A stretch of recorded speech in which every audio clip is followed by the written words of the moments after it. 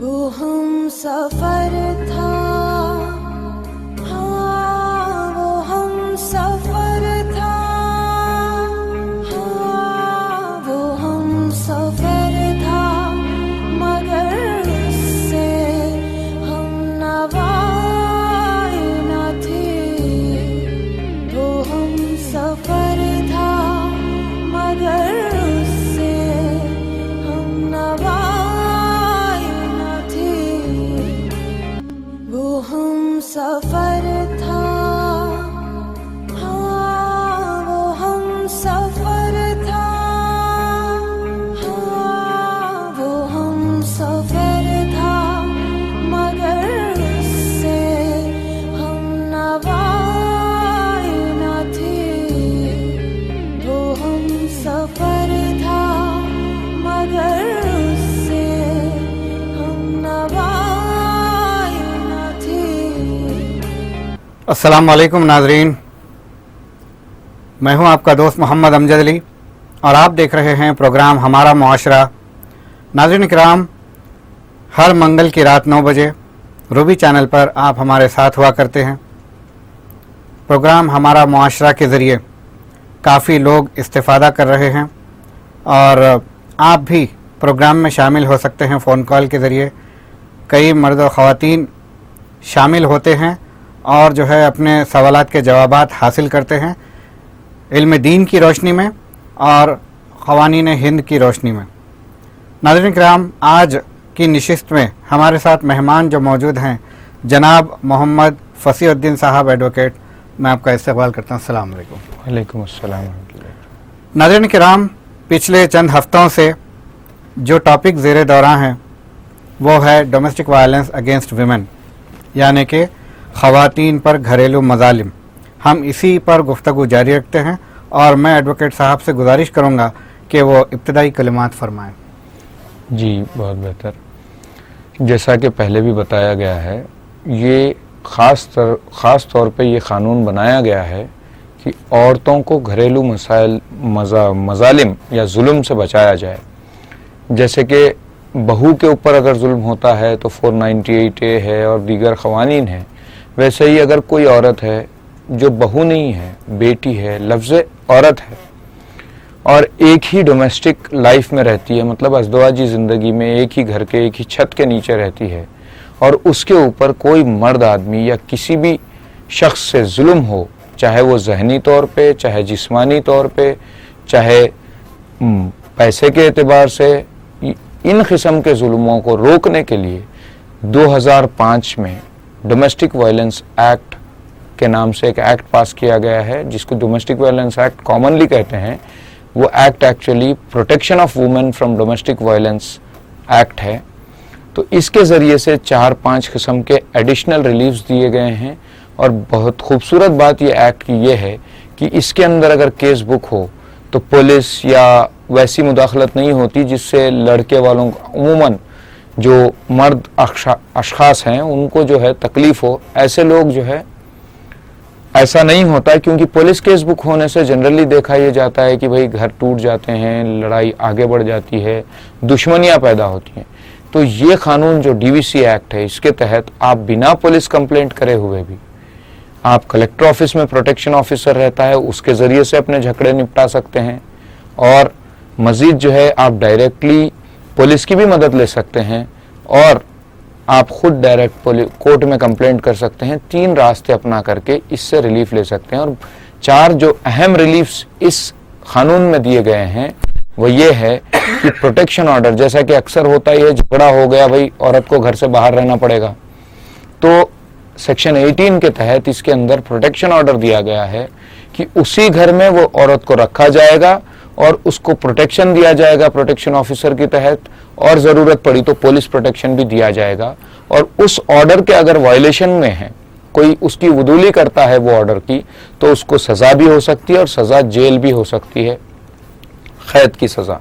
वैसे ही सेक्शन 19, 20, 21 के अंदर जो है मॉनेटरी रिलीफ और कंपनसेशन, जो डैमेज हुआ या जो तकलीफ हुई जिस्मानी या जहनी तौर पे, और इसके एंटाइटल कौन लोग हैं, ये किसको रिलीफ मिलता है, अज़दवाजी ज़िंदगी में कोई या रह चुके या रहते हैं, 2 किस्म के भी लेडीज़ को ये प्रोटेक्शन हासिल है।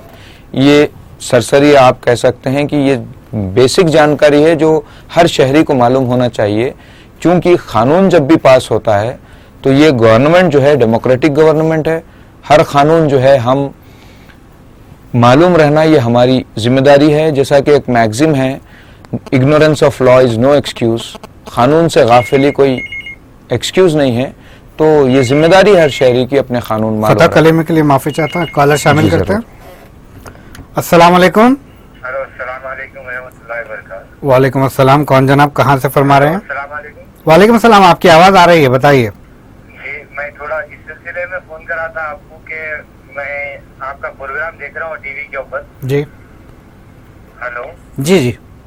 मैं आपका प्रोग्राम टीवी पर देख रहा हूँ, तो वो किस सिलसिले में आप बात कर रहे थे मेरे को थोड़ा समझ में आई, जी तो मैं थोड़ा सा आपको कॉल लगाया जी। कि मैं भी थोड़ा सा परेशान हूँ, अच्छा, उस मसले में थोड़ा मैं आपसे जानना चाह रहा हूँ। सबसे पहले जनाब आप अपना तारुफ दीजिए। जी, आप अपना तारुफ दीजिए। मैं मेरा तारुफ ये बता रहा हूँ कि मैं बहुत परेशान हूँ। नहीं नहीं, आप कौन और कहाँ से फरमा रहे हैं? तो उसलिए हेलो, आप कौन और कहाँ से फरमा रहे हैं? मैं बंजारा रोड नंबर 10 से। जी, आपका नाम जान सकते हैं? जी हाँ, मेरा नाम इसाक है। इसाक साहब, जी अब आप अपनी परेशानी बताइए। हाँ, मैं क्या है बोले तो मैं थोड़ा पैसा देना हूँ बाहर, मेरे को लोग टॉर्चर कर रहे हैं बहुत, अच्छा, तो उस सिलसिले में मैं एकदम परेशान हाल। कॉल ड्रॉप हो गई है। इंशाल्लाह मौजू जब टकराया उस वक्त हम इसका जवाब देंगे। ये कर्ज का मामला है। जी। तो आप कुछ फरमा रहे थे, मॉनेटरी रिलीफ जो है दी जाती है। जैसे अभी झगड़ा अगर हो जाए तो कोई भी खातून जो है वो अगर सेल्फ हाउस होल्ड अगर उसका ऑक्यूपेशन है, जैसे कोई कमाती नहीं है वो, तो उसको काफ़ी मुश्किल हो जाता है ज़िंदगी गुजारने के लिए। तो वैसे टाइम पर जो ज़िम्मेदार आदमी है उसको अदालत से ये हुक्म दिया जाता है, ये ऑर्डर दिया जाता है कि वो माहाना एक मकदार से एक मुतयन अमाउंट जो है उसको दे दें टुवर्ड्स मेंटेनेंस या मॉनेटरी रिलीफ करके। मॉनेटरी रिलीफ्स के अंदर डैमेजेस भी मिलते हैं, जरा मारपीट किया है, मेडिकल एक्सपेंसेस हैं, और मारपीट किया है तो जख्म हैं, दूसरी जो तकालीफ हैं उसके भी इसके अंदर इजाज़त है, जिक्र किया गया। ज़रूर से। अस्सलाम वालेकुम। वालेकुम अस्सलाम। कौन जनाब, कहाँ से? हेलो, अस्सलाम वालेकुम। वालेकुम सलाम। जरा वकील साहब से सवाल करना था। आप सवाल कर सकते हैं, उससे पहले जरा आप बताइए कि आप कौन और कहाँ से बात कर रहे हैं? जी, मैं मुबारकपेट से। जी, आपका नाम जान सकते हैं? इरफान। सैयद इरफान जी, बताइए जनाब। जी, वकील साहब सुन रहे हैं, आप बताइए। मतलब बेबस हो चुका है, बच्चा है, ठीक 7 है। साल की उम्र है, जी, तो खुराक की जो बच्चे को तय हुई थी भेज रहे थे, हाँ, तो फिर वहाँ पे जो है अभी 1-2 साल से मैं नहीं भेज रहा हूँ, अच्छा, तो बच्चे को मतलब मेरे तरफ लेने का है, तो क्या करना क्या है वो लेने का? नहीं देखिए, बच्चे की उम्र 7 साल की है। जी, उससे पहले जो मामला था आपके पास ही था बच्चा? नहीं उधर में ही है बच्चा, वहाँ पे मैं खुराक ही देता हूँ, हाँ, तो 1-2 साल से नहीं दे रहा हूँ अभी, मतलब अच्छा, मेंटेनेंस नहीं दे रहे? मेंटेनेंस देता था, नहीं दे रहा हूँ मेंटेनेंस। ठीक है, ठीक है। अब आप जो है बच्चा हासिल करना चाहते हैं? बच्चे को मैं मतलब लेना चाहता हूँ। अच्छा, आप कुछ सवाल पूछना नहीं, चाहेंगे? सब जवाब दिए। ठीक है, वकील साहब ने सवाल सुन लिया है आपका, जवाब देते हैं। प्रोग्राम देखते रहिए। जी, अच्छा। कॉल करने का शुक्रिया। जी वकील साहब। जी, जैसे इरफान साहब ने कहा है कि बच्चे की उम्र 7 साल है और खुराकी तय हुई थी, मतलब मेंटेनेंस तय हुआ था, ये नहीं दे रहे हैं 2 साल से। 2 साल से नहीं दे रहे।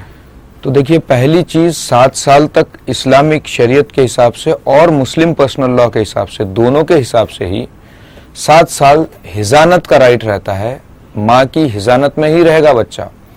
ये जो कस्टडी जो क्लेम कर रहे हैं, ये गार्डियनशिप या कस्टडी बच्चे की जो पूछ रहे हैं, ये बायोलॉजिकल फादर हैं, जेनेटिकल फादर हैं, तो इनको हक हासिल है कि ये पूछ सकते हैं कस्टडी।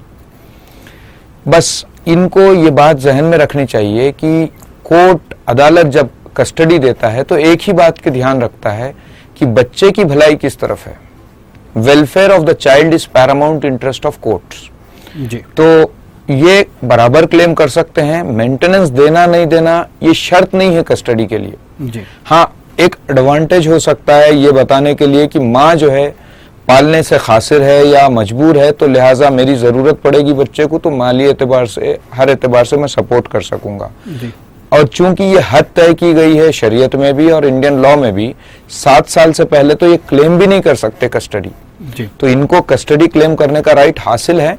देखिए आगे चलने के बाद सबूतों के हिसाब से और सबूतों की बिना पे ही फैसला होता है। जी। तो इनको तो राइट हासिल है। और ये गार्डियंस एंड वार्ड्स एक्ट में सेक्शन 7, सेक्शन 25 के तहत, सेक्शन 10 के तहत पिटीशन डाल करके अपना गार्डियनशिप डिक्लेयर करा सकते हैं।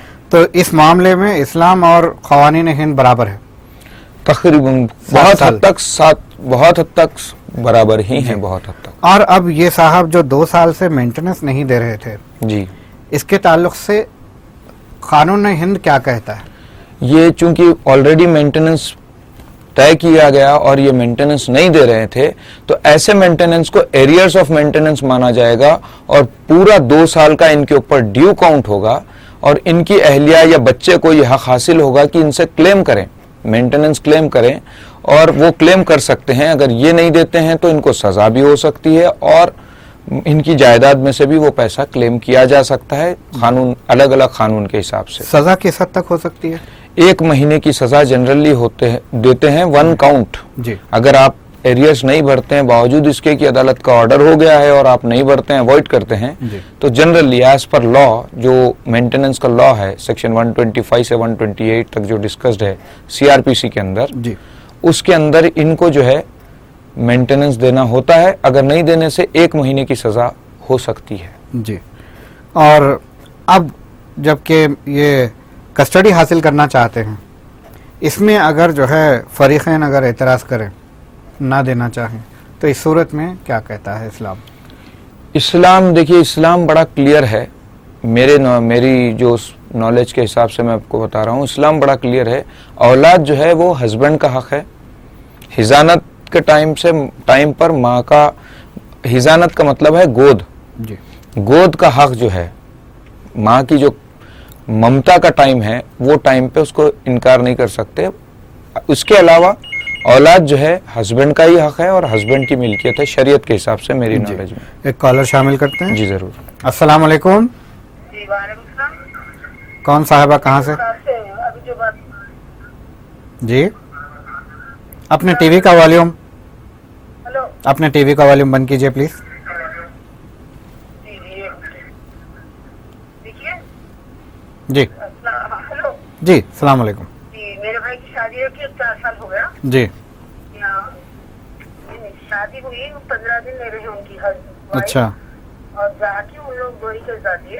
अब 4 साल हुआ डोरी केस चल रहा जी। अभी तक।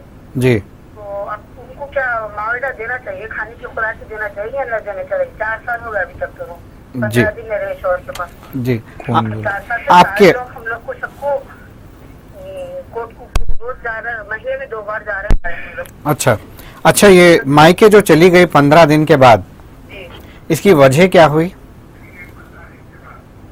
टीवी का वॉल्यूम अभी कम नहीं हुआ है। नहीं है, अच्छे सब खैरियत से थे। टीवी का वॉल्यूम ठीक नहीं है, बोल के चले गए हम लोग। ठीक है। जी हाँ, झूठ बोल के कोई झगड़ा वगैरह कुछ नहीं हुआ? डोरी केस में नहीं फंसा दिया। जी, कोई झगड़ा वगैरह कुछ नहीं हुआ? नहीं, झगड़ा वगैरह किसी से किसी किस्म की ना इत्तेफाकी नहीं, कुछ नहीं होता। नहीं हुई? आप कुछ पूछना चाहेंगे? डाउरी केस के अंदर ये लोग की क्या गलती है बोल के लिखे पूछिए। अच्छा, जब ये डाउरी केस दायर किए जी हाँ, तो आप लोगों की तरफ से क्या गलती है बोल के उसमें मेंशन किए? तरफ से ये गलती करे कि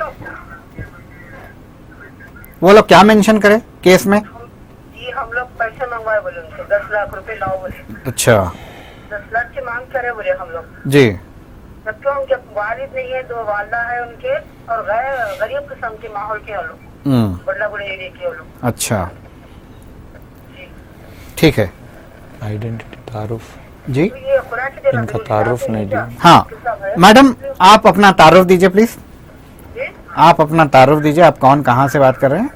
हमारे बड़ला बड़े से बोल रहे हैं, चंद्रा गुप्ता बड़ला बड़ा। जी, आपका नाम जान सकते हैं? या बोली जाहिद निसाम। जाहिद निसाम। ठीक है, आप देखते रहिए प्रोग्राम। इंशाल्लाह आपका जवाब देते हैं। हाँ, सही। जी इनका बेसिक सवाल ये था कि बावजूद इसके कि 15 दिन इन्हों साथ रहे और चले गए, बावजूद इन्हों कोई अपनी बीवी के जैसा हक अदा नहीं कर रहे हैं, बावजूद इसके क्या ये मेंटेनेंस के हकदार हैं, क्या इनको मेंटेनेंस देना चाहिए या नहीं, इनका सवाल ये था।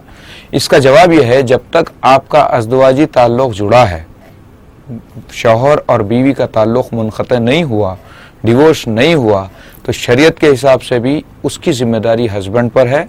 हाँ, इसकी मकदार कम ज़्यादा हो सकती है, मगर मेंटेनेंस की तो वो हकदार हैं।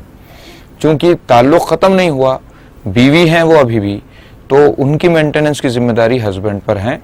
हाँ, अगर ये ताल्लुक़ ख़त्म हो जाता है या फिर किसी बिना से कुछ दूसरी वजूहात होती हैं, तो फिर जैसे इद्दत का पीरियड होता है, इद्दत के अय्याम इद्दत के मेंटेनेंस के बाद इस्लामिक शरीयत में कोई किस्म का मेंटेनेंस बीवी को नहीं दिया जाता।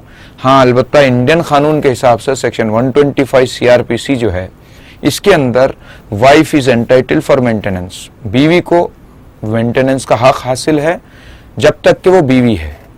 तो इस केस के अंदर क्योंकि ताल्लुक़ के बारे में इन्होंने कुछ नहीं कहा, डिवोर्स हुआ नहीं हुआ, चूंकि डॉवरी केस पेंडिंग है, हाँ सच्चाई का फैसला अदालत करेगी, मगर मेंटेनेंस तो इनको मिलेगा, वो हकदार है। वकील साहब, मैंने ये सुना था जी इंशाल्लाह हम इस पर रोशनी डालेंगे मुफ्ती साहब की मौजूदगी में। जी। फिर भी मैं अर्ज करना चाहूँगा कि बीवी अगर शौहर की मर्जी के खिलाफ अगर जो है चली जाती है घर से, तो मेंटेनेंस की हकदार नहीं होती है इस्लाम के रू से। बेशक आप बराबर कह रहे हैं। इवन 125 सेक्शन जो है CRPC का, जैसा मैं अभी बताया, इसका क्लॉज 5 है जी, ऑन हर ओन विलिंगनेस। जी। अगर अपनी खुद की मर्जी से ये दूर जाती है तो ये शरायत हुए। जनरल या बेसिक रूल तो ये है कि जब तक ताल्लुक बाकी है वो एंटाइटल है मेंटेनेंस के लिए। इसीलिए हम बार बार ये कहते हैं कानून में, it depends on circumstances of each case, मतलब हर केस के हालात के ऊपर उसका फैसला डिपेंड करता है। जी। जैसे डॉवरी केस में, ये जिसके ऊपर डॉवरी केस पड़ा जनरली वो तो कहेंगे कि झूठा है, जी। मगर जो डाले हैं वो कहेंगे कि सच्चा है। जब सबूत देखा जाएगा तभी फैसले पे आ सकते हैं। जी बिल्कुल, तो वैसे होगा। एक कॉलर शामिल होना चाहते हैं, देखते हैं कौन है और क्या जानना चाहते हैं। अस्सलाम वालेकुम। हेलो अस्सलाम वालेकुम। जी, वालेकुम अस्सलाम। जी जी, मैं ये वकील साहब से पूछना चाह रही थी। मैं आगापुरा से फौजिया बोल रही हूँ। जी जी जी बताइए। हेलो हेलो, आप लाइन पर हैं? हेलो, शायद कॉल ड्रॉप हो गई। जी, तो ये जो जहनी उलझन में डालना होता है, जी, ये इसकी क्या बाउंड्री है? जहनी उलझन मतलब सवाल अब ये जो डोमेस्टिक वायलेंस में जी मेंटल टॉर्चर भी जो है, ताने मारना जी या तानाकशी करना, नेम कॉलिंग, जैसे अरे तुम गिड्डे है, जी तुम गरीब की बेटी है, तुम फलां हैं, जी तुम्हारे मालदार, तुम्हारे बाप माँ बाप फकीर हैं, इस किस्म के नेम कॉलिंग्स या ताने देना या किसी किस्म से जो है उसको अपने जो हक है उससे दूर रखना, जैसा कि उसको खाना नहीं देना, जी जैसा उसको basic minimum necessities of life जो है कपड़े लत्ते नहीं देना, जी जो इस किस्म की तकालीफ हैं, इसको भी मेंटल टॉर्चर माना गया है कानून के हिसाब जी। से। अब ये जो आप फरमा रहे हैं तानाजनी, जी ये सोसाइटी में इतना आम हो चुका है, जी, अगर इसको हम सीरियस लेने लगे तो हर कोई जो है कानूनी दायरे में आ जाएगा। ऐसा है, जैसा मैं आपको बता दूं कि आप सल्लल्लाहु अलैहि वसल्लम का भी हुक्म है, सल्लल्लाहु इरशाद मुबारक है जी कि भाई अपने मुखातिब को अच्छे नाम से पुकारो। जी तो ये जो ट्रेंड हो गया है वो हो गया है। अभी कानून तो ये नहीं जानेगा कि भाई ये ट्रेंड हो गया है तो उसको सपोर्ट करें, जी तो ये बेहतर नहीं है बात। जी। ऐसा एक नहीं कॉलर करना शामिल चाहिए। करते हैं। जी। अस्सलाम वालेकुम। वालेकुम अस्सलाम। कौन साहिबा, कहाँ से? जी, हैदराबाद से आपका नाम जान सकते हैं, पता जान सकते हैं? मुमताज। जी जी, मेरा मसला है, जी मेरी शादी से 7 साल हुआ। जी डोरी केस डाले थे पहले, शादी से नए में 6 महीने अच्छा डोरी केस डाले थे, हम लोग की तरफ से जीत गए। जब से ना जीत गए थे वो, अच्छा हम लोग सताते थे तो 494 केस डाले थे। हाँ सोना वो तो बेच दिए, दहेज होना बोल के कर रहे थे तो हाँ। डाले वो केस उनकी तरफ की दवाएं सही से नहीं रहते, उनकी तरफ ही छो गया तो मैं दूसरी शादी कर ली है। अच्छा। अच्छा अपना तलाक लगते बोला तो नए डेरे सता रहे, मैं केस नहीं डाली नहीं। हाँ डेरेस का केस जी खाली का अजीत में नहीं, वहाँ पर जाके पूछे तो नहीं दे रहे उन्होंने, जी। तलाक दे रहे हैं। अच्छा ठीक है, इंशाल्लाह जवाब देते हैं, लेकिन जी इंशाल्लाह जवाब देते हैं। आपका कुछ पूछना है इनसे? इन्होंने दौरान सवाल ये भी कहा था कि उनके हस्बैंड से ये अप्रोच कर रही हैं डिवोर्स के लिए, खुला के लिए, मगर इनके हस्बैंड जो है वो नहीं दे रहे हैं। देखिए ऐसी सूरत में जब इनके हस्बैंड सताने की नीयत से अगर नहीं छोड़ते हैं तो इनको 2-3 रास्ते खुले हैं। एक तो ये है कि ये काजी साहब से रुजू करें, जो शरीयत में मुतय्यना मुद्दत है, मर्जी के ख़िलाफ़ बिना किसी बातचीत के दूर रह रहे हैं अगर, तो एक मुतय्यना मुद्दत है, अलग अलग मसलक में अलग अलग हैं, तो उस हिसाब से इनका निकाह फस्ख हो जाएगा। और अगर नहीं तो ये कोर्ट अप्रोच हो सकती हैं डिसोल्यूशन ऑफ मैरिज, मतलब डिवोर्स के लिए। और तीसरा रास्ता ये भी है कि भाई जो मुद्दत तय है 7 इयर्स, इसके अंदर इनका निकाह फस्ख हो जाएगा। She can directly go for declaration of nullity of marriage, मतलब इनकी मैरिज बिल्कुल मीनिंगलेस हो गई है और ये दूसरी शादी कर सकते हैं। इससे पहले इनको चाहिए कि मुफ्ती इकराम या आलिम दीन से रब्त पैदा करें और क़ानूनी एतबार से इनके लिए पूरे रास्ते खुले हैं कि आए और अदालत को वो करें, रुजू करें। एक आखिरी इनके लिए मशवरा ये मुफीद हो सकता है कि कुरान पढ़िए। कुरान के अंदर एक आयत खुले तौर पे आई है जिसके अंदर मोमिनों को हिदायत दी गई है कि भाई महज औरत को सताने की गरज से उसे बांधे मत रखो, जब गुजारा नागुज़ीर हो जाए, मुश्किल हो जाए तो उसे अच्छे तरीके से छोड़ दो। तो इस पे अमल करना चाहिए, तवज्जो दिलानी चाहिए। जी बेहतर है। मैं यहाँ पे ये जानना चाहूँगा कि अगर दोनों फरीक़ैन में से एक या दोनों फिर से रुजू होना चाहें। जी बहुत बेहतर सवाल है।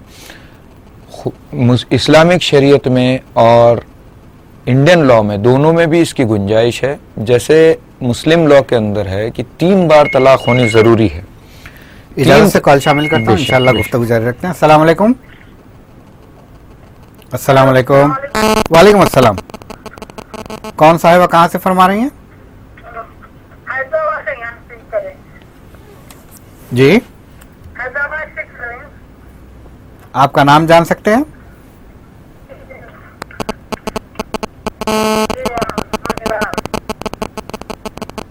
जरा आवाज़ बुलंद। आपकी आवाज़ कट रही है, थोड़ा सिग्नल जहाँ पे अच्छे होते हैं वहाँ पर आइए। मेरे लड़के की शादी के 6 साल हो गया। ठीक है। वहाँ पर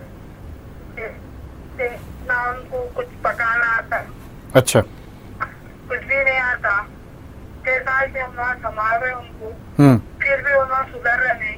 ठीक है। इसकी वजह क्या है, क्या करना हम? ठीक है। आपने शादी करते वक्त ये दरियाफ्त नहीं किया कि लड़की को पकवान आता है या नहीं? जी सब आता है, बोल के ऐसा बोले। अब कुछ काम के नहीं, कुछ नहीं, कुछ बोले कि झगड़ा करना। जी। शोहर से भी सही निकला, शोहर बाहर है। जी। हाँ। तो ऐसी सूरत में क्या करना हम? अच्छा, आपका नाम जान सकते हैं? जी नहीं, ऐसा ना को नाम ना को कुछ। ठीक है। और किस एरिया से बात कर रहे हैं आप? हैदराबाद बागे जा रहा। ठीक है। कुछ पूछना है आपको इनसे? हस्बैंड कब से बाहर है? इनके शौहर कब से बाहर है? साल में मतलब आके कितने साल से बाहर है? हेलो। हाँ हेलो। साल में एक बार आके जाते हैं। जी अच्छा, जी अच्छा, ठीक है, हमने सुन लिया है, इंशाल्लाह जवाब देते। 3 साल से बाहर हैं और लड़की को पकवान आता नहीं और इन 6 सालों में सीखने की कोशिश भी नहीं की और पलटा उल्टा कर जवाब देना, ज़बान दराजी करना देखिए, ये मामले में एक बहुत अच्छी बात यह है कि वो लड़की जैसी भी है, चाहे पकवाना आता हो या नहीं, ये तो ज़ैली बात है, ये अपने हस्बैंड के गायबाने में भी जो है अपनी सास के घर में रह रही है और खिदमत गुजार है। ये बहुत अच्छी बात है। मैं इनके लिए, मेरे नज़र में बेहतर मशवरा ये है कि ये फैमिली काउंसलिंग सेंटर को या प्रोटेक्शन ऑफिसर को अप्रोच करें और उससे बात करें। जैसे मैंने बार बार कहा है कि कलेक्टर ऑफिस हैदराबाद के अंदर, चूंकि ये हैदराबाद से बात कर रही हैं जी, तो कलेक्टर ऑफिस हैदराबाद के अंदर एक प्रोटेक्शन ऑफिसर होती है जी, वो मैडम से जा करके ये एप्लीकेशन डालें और उनको अपनी बात रखें। देखिए, ये बहू है और ऐसे ऐसे बिहेव करती है और ये काम है। तो मैं समझता हूं कि इनको फैमिली काउंसलिंग के लिए दोनों को बुलाया जाएगा और फैमिली काउंसलिंग के जरिए से इनको, मैं समझता हूं, रिलीफ मिल जाएगा और बेहतर जिंदगी आगे बढ़ेगी। जी। देखते हैं अगले कॉलर कौन है। अस्सलाम वालेकुम। वालेकुम सलाम कौन साहिबा, कहाँ से? जी। मैं नाम फ्रॉम हैदराबाद। ओके। मेरा एक क्वेश्चन है वकील साहब से। आई मीन शादी होके 25 इयर्स हो गए। अच्छा। जी, 25 इयर्स। उसके बाद आई मीन कुछ डिस्टर्बेंसेस आए, तो लड़का जब 3 साल का था तो वापस आ गए हस्बैंड के पास से। अच्छा। जब से दोनों का आई मीन लाइक बातचीत वगैरह कुछ भी नहीं है, डाइवर्स वगैरह कुछ भी नहीं हुआ। अच्छा। तो अभी she can go for second marriage. Divorce हुई है? डिवोर्स नहीं हुआ, खुला नहीं हुआ, कुछ भी नहीं हुआ। कितने टाइम से और कब से जो है शौहर से अलग है? Since 23 years. ठीक है। और डिवोर्स के लिए आपने गुजारिश भी नहीं की उनसे? जी, वो ये बोले कि जब साथ में थे इनके साथ सऊदी में जब थे, तो उनके लोगों के सामने बोल दिए कि भाई मैं नहीं रहना चाह रहा हूँ, तो कुछ फैमिली डिस्टर्बेंसेस में, तो मैं आपके साथ नहीं रहना चाह रहा हूँ, मैं तलाक दे दिया। तो उनके लोग ये बोले कि उन्हें बोल दिया तलाक दे दिया, खत्म, अब तुम लोग दोनों एक छत के नीचे नहीं रहना है, तुम वापस इंडिया चले जाओ। Then I came back to India with my son, 3 years old at the time। अच्छा। जब 3 साल का लड़का था लेके हम आ गए थे। उसके बाद फिर हम अप्रोच करे ससुराल वालों को। देन उन लोग ये बोले कि उन्हें तो बोल दिया तलाक हो गया, he don't want to be with you.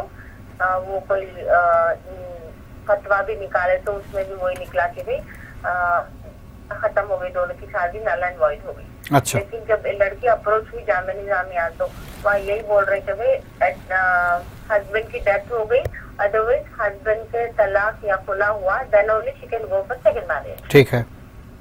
फिर आप ही ने बताया कि कहीं से आपने फतवा लिया और उन्होंने बताया कि तलाक वाक़ई हो चुकी है? जी, तलाक उन्होंने बोल दिया उनके, मेरे जिठानी के सामने कि भाई तलाक दे रहा हूँ, मैं नहीं रहना चाह रहा। नहीं, आपने बताया कहीं से आपने फतवा उठाया जिसमें ये कहा गया कि आपकी मैरिज नल एंड वाइड हो चुकी है। नहीं, वो लोग नहीं बोले। I mean I said that कि भाई 23 इयर्स से जब अलग है तो अच्छा। I mean like she can go for second marriage और not. I asked that question, तो उन्होंने अच्छा। बोले कि अनटिल एंड अनलेस उनकी डेथ तो भी हो जाना, अदरवाइज कि भाई खुला या तलाक होना, then only she can go for second marriage. ठीक है। अच्छा, आप ये बता सकती हैं कि उन्होंने कितने बार तलाक कहा? वो तो आई मीन 2-3 वक्त तो बोल दिए। I mean at a time नहीं, लड़ाई जब भी होती थी, जब he used to tell like. अच्छा। ये क्या कहते थे वो? मेरे को नहीं रहना है, बस तलाक दे देना चाह रहा हूँ, तुम्हारे से मेरी नहीं जमनी, बस दे देना चाह रहा हूँ कहा उन्होंने या दे देता हूँ? तलाक। आई मीन मैं नहीं रहना चाह रहा हूँ तुम्हारे साथ, बस तलाक दे दे रहा हूँ। ठीक है। आप कुछ फाइनली कब बात हुई थी उनके इन-लॉज से या ठीक है। हस्बैंड से? लास्ट टाइम हस्बैंड से कब बात हुई आपकी? in like 23 years back अच्छा। when I was coming ठीक from है। Saudi। ठीक है। जब flight I land in Hyderabad, I spoke at the last time, बस। ठीक है। ठीक है। और आपने काफी अरसा खामोशी इख्तियार की, आपका कुछ भला हो सकता था। मैं यही सोच रही थी कि भाई may be he will come back. चलिए, अल्लाह रहम फरमाए आप पर भी, आपके शौहर पर भी। इंशाल्लाह जवाब देते हैं। वकील साहब ने सुन लिया है, प्रोग्राम देखते रहिए। जी वकील साहब। जैसा कि अभी मैं बता रहा था, एक मुतय्यना मुद्दत है जिसके बाद में अगर मर्जी के खिलाफ दूर रह रहे हैं तो फस्ख हो जाता है निकाह। फस्ख निकाह कहा जाता है। निकाह फासिक होने के बाद में लड़की को आज़ादी होती है कि वो दूसरी शादी कर सके। इनका बेसिक सवाल शुरुआत में यही था कि whether I can go for second marriage और नॉट। यस 23 साल का अरसा काफ़ी है, और जैसा कि इन्होंने कहा 23 साल से ना किसी किस्म की बातचीत हुई है ना मुलाकात हुई है।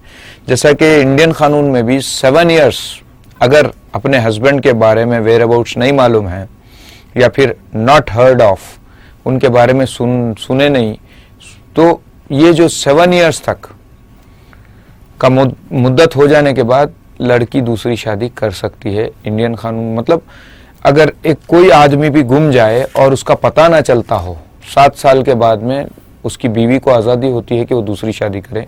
ये मोहतरमा के केस के अंदर इनको चाहिए कि साफ तौर पे अपनी बात मुफ्ती इकराम के सामने रखें, या फिर इनको चाहिए कि काजी से जाकर मिलें, क्योंकि एक्नॉलेजमेंट ऑफ डिवोर्स, जैसे इनके हस्बैंड ने इनके ससुराली रिश्तेदारों के सामने तलाक दे दी है, तो acknowledgement of divorce is also valid divorce, क्योंकि डिवोर्स के लिए कोई प्रोसीजर नहीं है फिक्स्ड कि ऐसा ऐसा ऐसा ही चाहिए। अगर कोई मुसलमान आदमी अगर आपको ये कह रहा है कि हाँ मेरे सामने आपको तलाक दे दी गई है, तो ये एक्नॉलेजमेंट भी काफ़ी है कि आपका सेवरेंस या ताल्लुक ख़त्म करने के लिए। तो इन्होंने कहा, इनकी जेठानी ने कहा है और दूसरे रिश्तेदारों ने कहा है, तो 2 गवाह अगर होते हैं, जैसे शरीयत में औरत की आधी गवाही कही गई है, मर्द के लिए 1 गवाही कही गई है मुकम्मल, तो अगर 2 गवाहों से इनको एक्नॉलेजमेंट मिलता है कि भाई ये आपके हस्बैंड आपको छोड़ दिए हैं, तो वहीं बात ख़त्म हो जाती है और इनका डिवोर्स वैलिड हो जाता है। इन्हें चाहिए कि कोई काजी साहब से रुजू करें या फिर कोर्ट में एक पिटीशन डाल करके भी नलिटी ऑफ मैरिज डिक्लेयर करवा सकते हैं। और 23 साल का अरसा काफ़ी बड़ा अरसा है। मेरे को जहाँ तक मेरी नॉलेज है, इनको आज़ादी है दूसरा निकाह करने की। यहाँ मैं एक सवाल पूछना चाहूँगा वकील साहब जी, क्या इन्हें इतने अरसे तक सफ़र होना चाहिए था? जैसा कि इन्होंने बताया कि मुझे उम्मीद थी, तो अब ये जो इनका जो आंसर है वो खुद में ही मुकम्मल है कि भाई ये उम्मीद में इंतज़ार कर रही थी, अब शायद इनकी उम्मीद जवाब दे दी, तो फिर अब कोई कदम उठाएंगे। जी, पिछले कॉल में जो पकवान न करने की जो बात थी, जी साहब, आप फरमा रहे थे फैमिली काउंसलिंग सेंटर जी को जाना चाहिए। जी, फैमिली काउंसलिंग सेंटर में होता यह है कि अगर बच्ची की गलतियां हों तो कोशिश की जाती है। मैं समझता हूं कि बच्ची समझ जाएगी या कोशिश करेगी। बाज़ वक़्त कुछ शिकायतें रहती जो रह जाती हैं। हम यहाँ बैठकर एक सवाल के ऊपर ये नहीं तय कर ले सकते कि क्या सही है और क्या गलत है दोनों के बीच में। उम्मीद है कि जो मोहतरमा ने सवाल किया है, हाँ ये बच्ची नहीं पका रही होगी, ढीठ होगी, जो भी होगी, तो इनको चाहिए बगैर पहले ही कोई सख्त कदम उठाने से पहले एक बार फैमिली काउंसलिंग करवा दें। दोनों को आपस में, बेहतर तरीका यह है कि दोनों को आपस में सामने बिठा दें और फिर बातचीत हो, तो शिकायतें दूर होती हैं, दिल साफ होते हैं, फिर रास्ते हमवार हो जाते हैं। अक्सर इन केसों में देखा गया है कि भाई अपना मनमुटाव सास या ससुराली रिश्तेदारों का अपनी जगह रहता है और लड़की का अपना मनमुटाव रहता है। इसी असना में बात बढ़ते बढ़ते डौरी केस होता है, उसके बाद केस हो गया हमारे ऊपर, हम नहीं रख लेते करके घर टूट जाते हैं।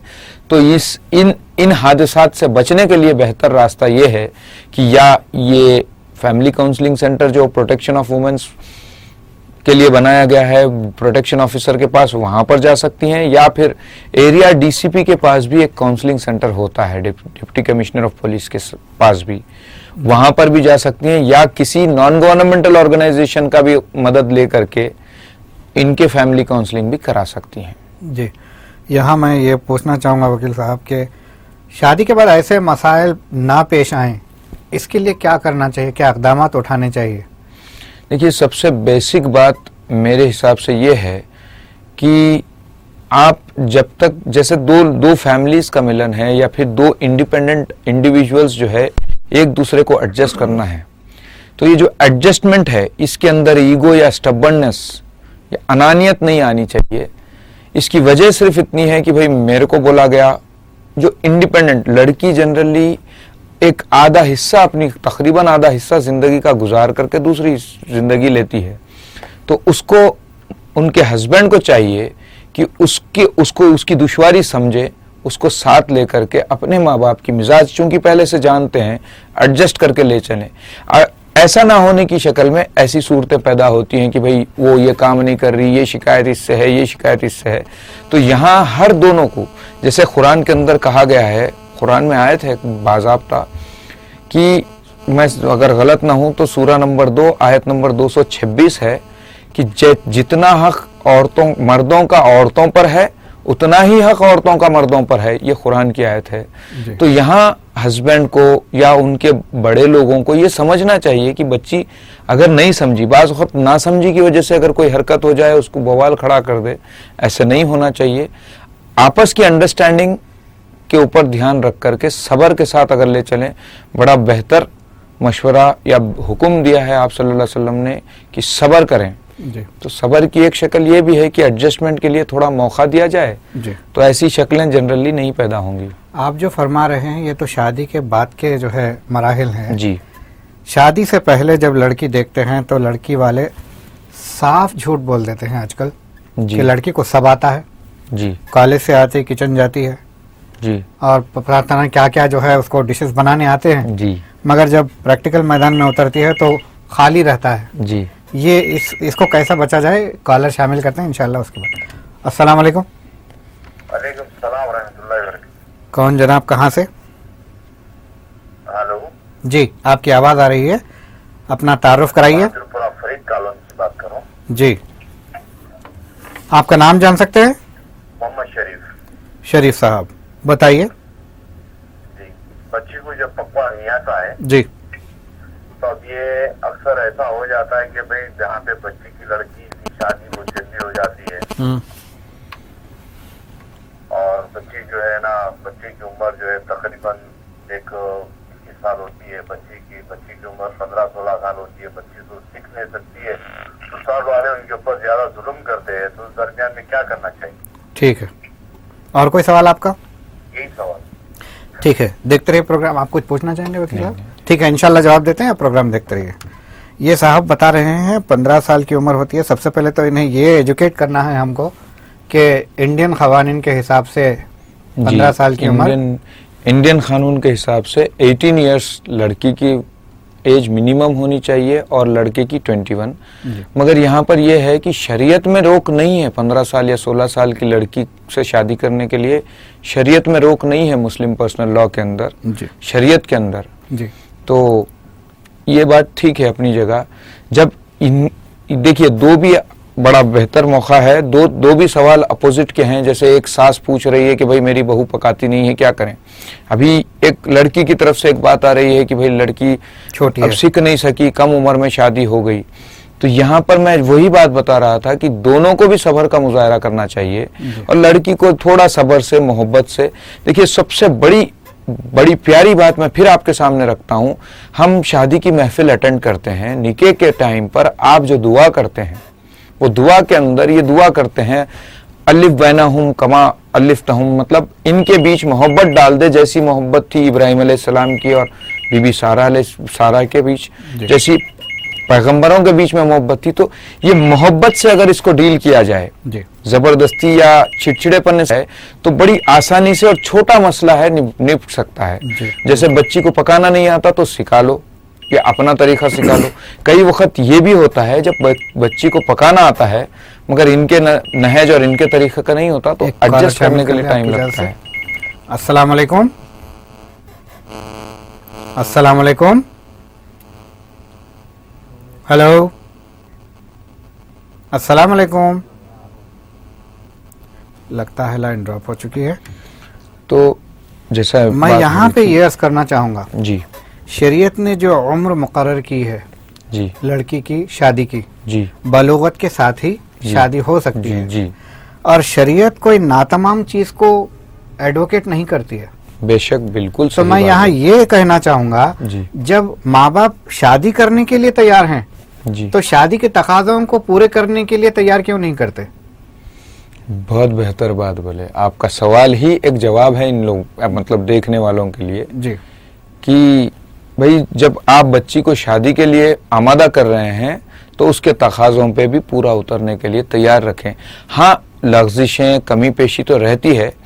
मैं जैसे बता रहा था कि आपको चाहिए थोड़ा सब्र का मुजाहरा करें, बच्ची को सब्र की तलकीन करें और बच्चे वालों को चाहिए कि जब तक बच्ची सीख कर समझ कर आगे नहीं बढ़ती, जब तक वो भी सब्र करें।